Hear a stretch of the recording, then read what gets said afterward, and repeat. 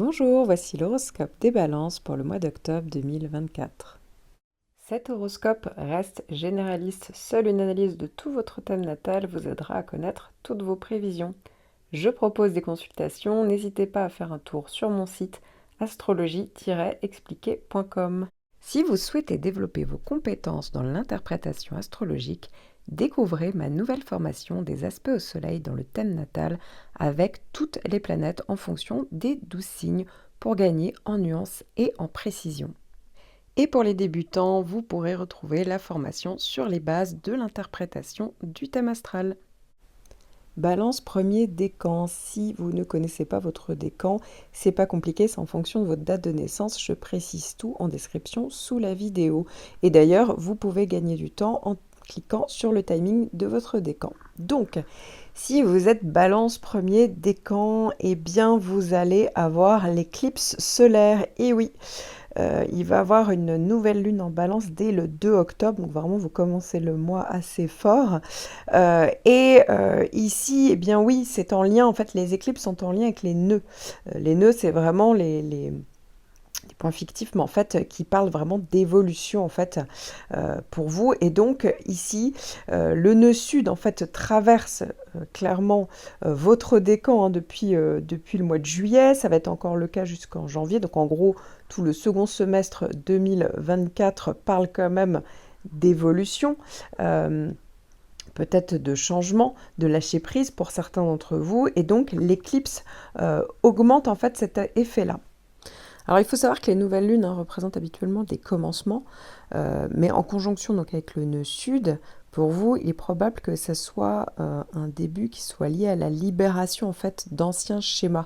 Donc ça veut dire qu'il y a peut-être des nouvelles opportunités qui se présentent et qui pourraient nécessiter pour vous, par exemple, de laisser derrière vous certaines croyances ou attitudes ancrées. Tout comme ça peut être vraiment une situation, une relation, vous voyez, quelque chose de très concret qui demande en fait de lâcher prise, vous voyez. Donc c'est vrai que c'est une éclipse qui pourrait marquer un moment charnière où on se libère peut-être d'un blocage, d'un fardeau ancien pour vraiment embraser l'avenir ici. Donc l'intensité émotionnelle peut être plus forte, d'autant plus que c'est une éclipse qui va être carrée à Mars en fait. Donc Mars ici peut indiquer en effet le côté où il y a un côté très éruptif, vous voyez, où les choses peuvent peut-être se faire de manière très concrète dans la rapidité. Voilà, et donc ça augmente là aussi l'intensité.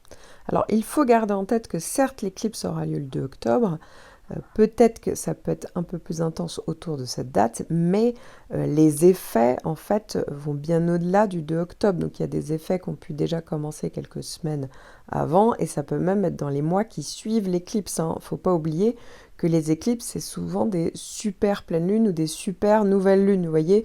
Donc, clairement, avec Mars, c'est vrai que peut-être qu'il y a des changements ou des choix qui peuvent survenir, vous voyez, qui peuvent marquer peut-être un tournant clé dans votre vie. Alors ça peut être personnel, professionnel, spirituel, ça peut être en lien avec du développement personnel, bien entendu, mais en tout cas, ça peut être aussi une période de prise de conscience, d'évolution, peut-être donc de nouveaux départs liés à la résolution du passé.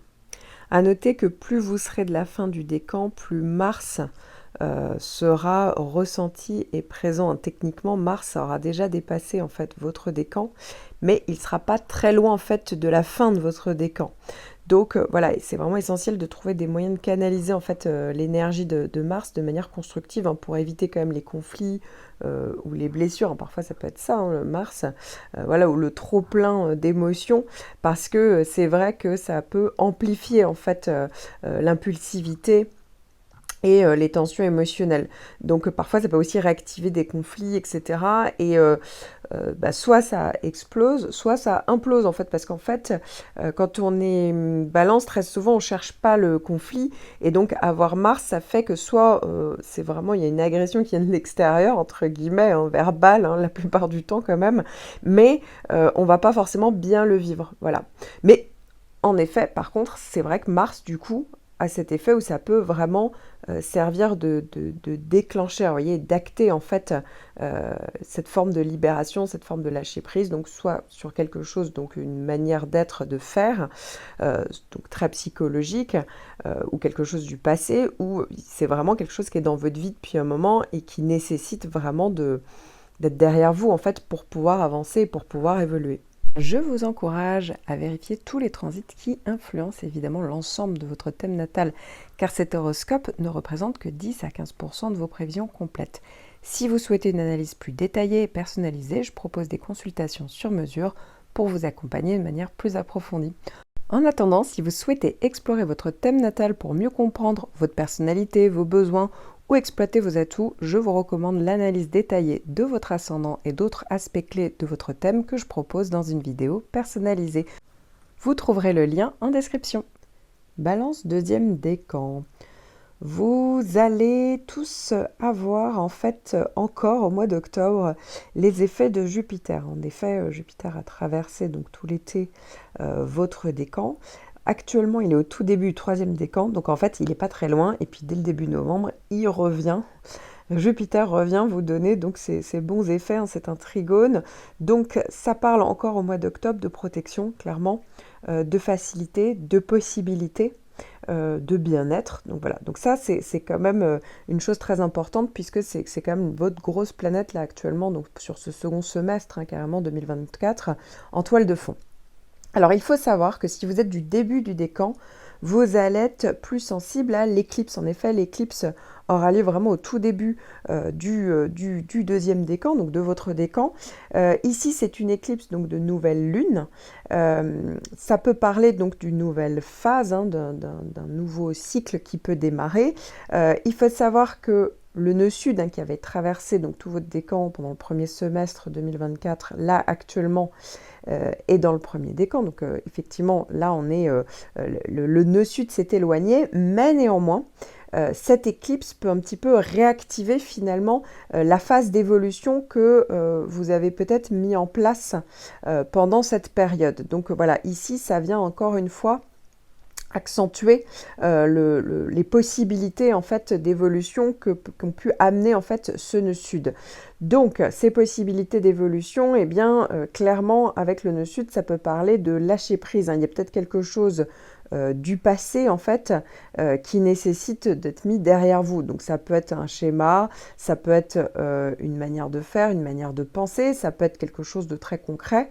Peut-être que voilà, vous avez déjà une idée de ce que ça peut être puisque vous avez déjà eu ce nœud sud, mais en tout cas l'éclipse en soi vraiment va insister dessus. Alors à noter que cette éclipse, elle est carrée à Mars. Alors, vous allez tous avoir le carré de Mars entre d'ailleurs le 22 septembre et le 11 octobre. Et donc, Mars va un petit peu décupler peut-être en termes d'intensification émotionnelle ou parfois pour certains de tension interne ou d'ailleurs ou externe, donc la tension au risque de conflit quand même, va décupler l'effet de l'éclipse en fait. Donc, peut-être qu'il y a un nouveau cycle qui se met en place, qui nécessite peut-être, ça peut en tout cas parler d'une libération, d'une transformation.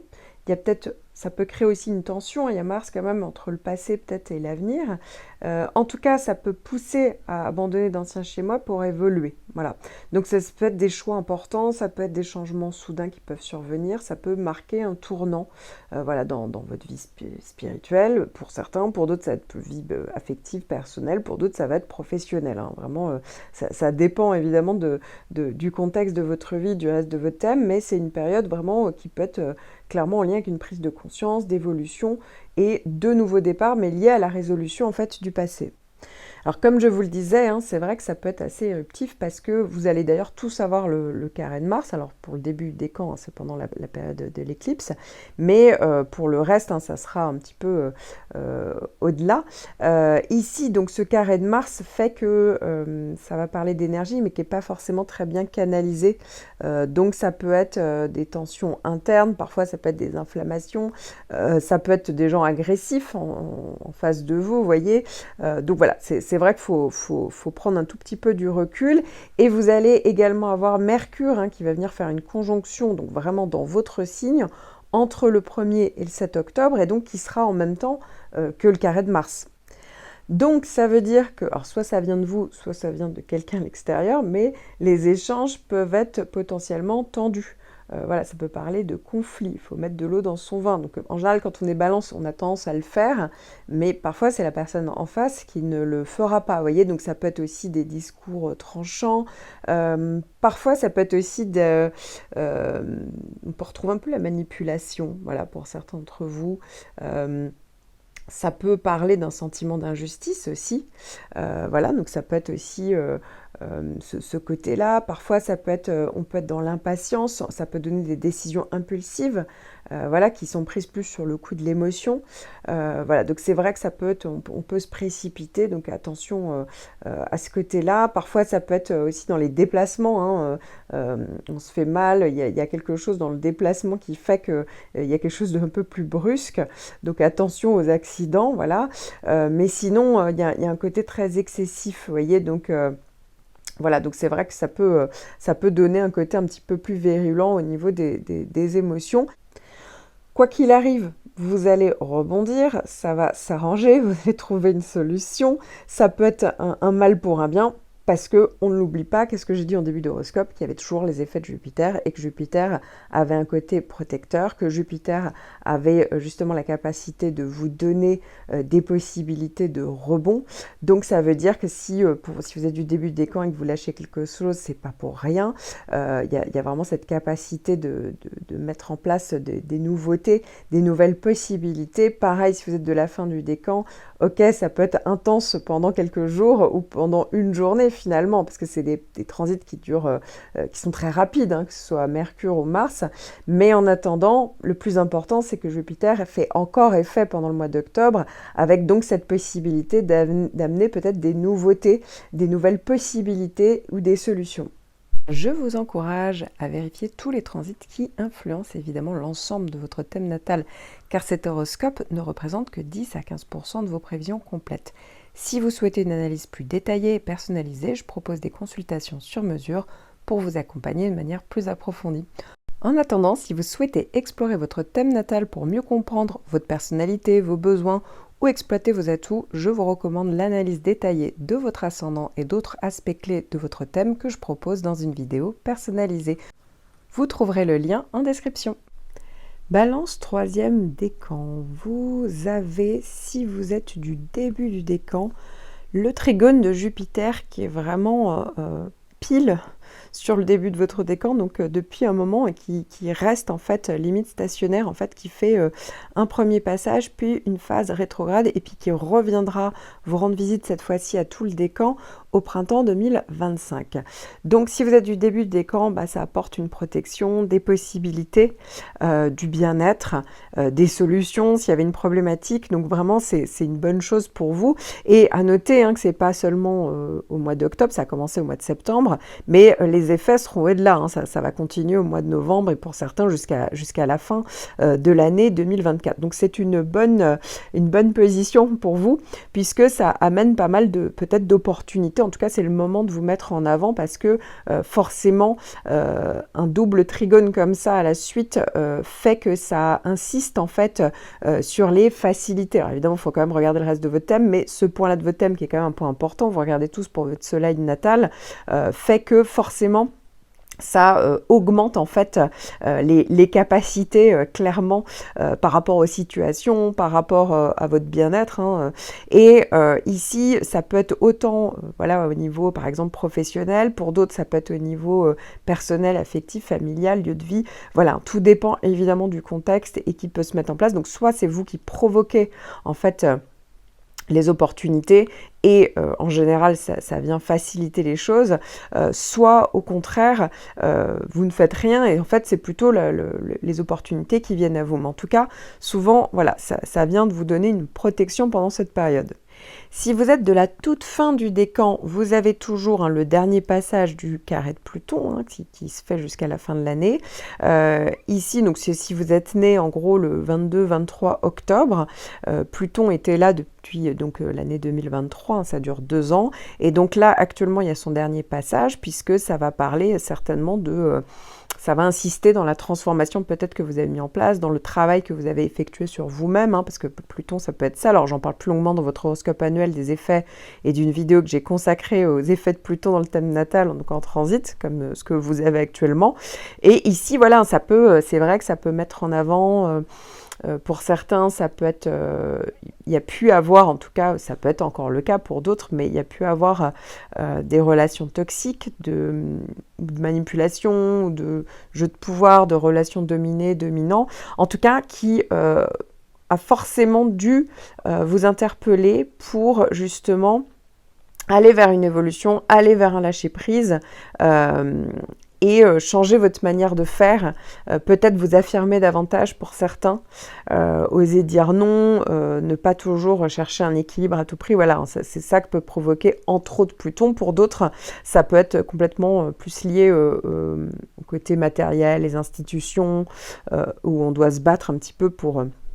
lutter contre une situation, mais en tout cas, il y a un effet de transformation en profondeur. Alors, si vous êtes du milieu du décan, donc dans les dates que j'ai pas citées, vous allez être beaucoup plus sensible pour vous à la pleine lune. En effet, il va avoir une pleine lune. La lune sera dans le signe du bélier, en face de la vôtre, et le soleil sera dans votre signe, et surtout dans votre décan, au milieu de votre décan. Donc forcément, cette phase de pleine lune sera vécue de manière plus intense. Ça peut être justement une période où on a les effets de ce qu'on a entrepris un petit peu plus tôt. Ça peut être aussi une période de prise de conscience, de davantage d'intensité émotionnelle. Alors, il faut savoir que c'est une pleine lune qui est particulière parce que Mars va faire un carré pendant cette pleine lune. À noter que le carré de Mars, hein, il va concerner tout le décan entre le 11 et le 4 novembre. Donc, ça veut dire que Mars est quand même la planète de l'intensité. Donc à cette période-là, et encore plus pendant la période de pleine lune, je tiens quand même à préciser que si vous êtes du tout début ou de la fin du décan, vous allez quand même ressentir la pleine lune. Alors encore plus si vous êtes au milieu du décan, mais ça concerne vraiment tout votre décan, cette pleine lune. Et donc, avec Mars, c'est vrai que ça peut quand même parler d'effets puissants, intenses, qui peuvent se manifester, un peu plus se manifester, parce que justement, il y a cette planète hein, qui se retrouve au beau milieu de la Lune et du Soleil. Et donc... Mars, c'est lié à l'action, l'impulsivité, l'agressivité, et donc attention parce que ça peut pour certains entraîner des conflits ou des désaccords ou des situations de confrontation. Donc tant à l'intérieur, hein, ça peut être plus émotionnel qu'à l'extérieur, donc ça peut être plus relationnel. Ou parfois on sent la tension qui vient de l'extérieur et on a tendance à intérioriser. Mais en général, voilà, c'est pas forcément agréable à vivre. Alors à noter que dans les possibilités, hein, c'est pas forcément que du conflit. Hein. Pour certains, oui, ça peut être le cas, mais pas pour d'autres. Ça peut aussi pousser à des actions un petit peu impulsives qui sont souvent déclenchées par ou des frustrations ou des désaccords, c'est vrai, ça peut faire partie des possibilités, mais sinon, ça peut être juste un besoin pressant d'agir. Hein. Parfois, c'est limite un petit peu irréfléchi, et donc souvent, on va dans la rapidité. Donc, oui, c'est vrai qu'il faut faire attention aux décisions hâtives qu'on peut regretter par la suite parce qu'on est allé trop vite, ça n'a pas été suffisamment réfléchi, suffisamment préparé. Attention entre la volonté personnelle et les actions, puisque en fait cette pleine lune hein, peut mettre en lumière des dynamiques importantes concernant vos objectifs et vos envies, vos besoins. Donc c'est vrai que avec Mars, en fait, ça peut créer un désalignement, un déséquilibre entre ce que vous voulez et la manière dont vous agissez pour l'obtenir. Et donc, ça peut provoquer davantage de frustration. Pour certains, ça peut être conflictuel. En tout cas, ça peut provoquer de la colère. Ça peut être aussi, voilà, conflits verbaux. Ça peut être, attention, dans les déplacements, parfois, on peut avoir tendance à aller un petit peu trop vite et du coup eh bien justement ça peut être à cette période-là que dans le déplacement eh bien on se fait mal, vous voyez. Alors je dis pas forcément que c'est des déplacements en transport, dans de voiture, même si parfois ça peut être le cas, mais je pense plus voilà au côté on se déplace ou on fait quelque chose au niveau manuel, vous voyez, on se fait un peu mal. Donc ça aussi ça peut donner ce type de possibilité. Je vous encourage à vérifier tous les transits qui influencent évidemment l'ensemble de votre thème natal, car cet horoscope ne représente que 10 à 15% de vos prévisions complètes.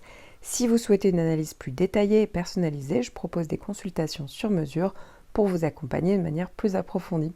En attendant, si vous souhaitez explorer votre thème natal pour mieux comprendre votre personnalité, vos besoins ou exploiter vos atouts, je vous recommande l'analyse détaillée de votre ascendant et d'autres aspects clés de votre thème que je propose dans une vidéo personnalisée.